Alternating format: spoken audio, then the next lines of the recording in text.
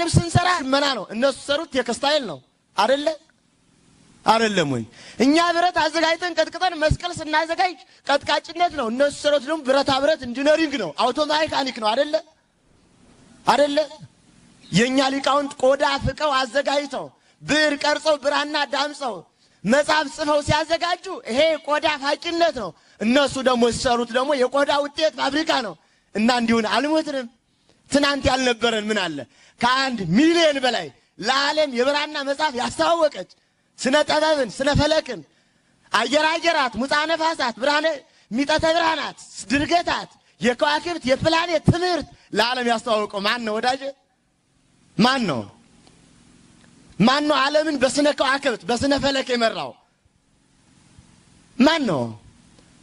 ዓለምን በስነ መድኃኒት እንዲከፍ ያደረገው ማን ነው የዓለም የኢንዱስትሪ የሳይንስ አብዮት የሚባለው 16ኛው ክፍለ ዘመን ነው 16ኛው ክፍለ ዘመን ሚሽናውያን ኢትዮጵያን የዘረፉበት ዘመን ነው